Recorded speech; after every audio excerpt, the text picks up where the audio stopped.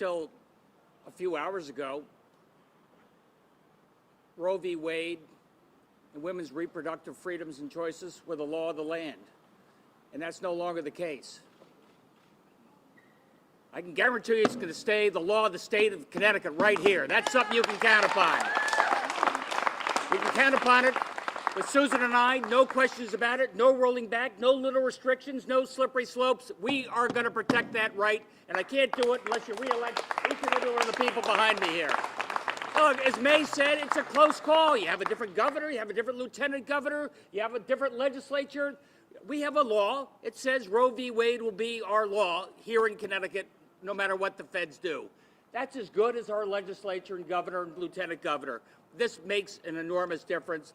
And while I'm at it, this guy, Dick Blumenthal, has been trying for years to make sure that Roe v. Wade is the law of the land by legislation. And you've got to make sure he gets back. You've got to make sure he gets back with a big vote, loud and clear, and make sure anybody running against him or us, don't let them get squishy. Don't say I generally support it, but there's some restrictions I'm willing to consider. No, I want you to be clear on this. And as Luke said, look, it's a woman's right to choose. It's about gay rights. It's about contraception. Our fundamental liberties are at risk.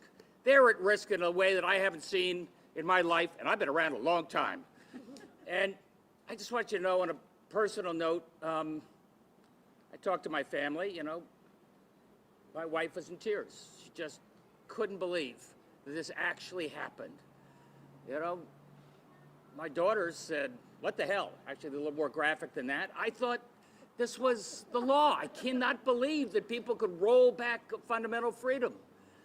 My sister, you know, Kim just said, I always thought the courts protected our freedoms and protected our rights. And this is going the other direction.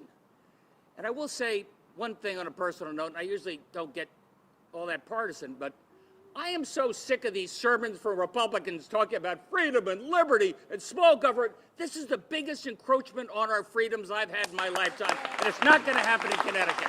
Not going to happen here.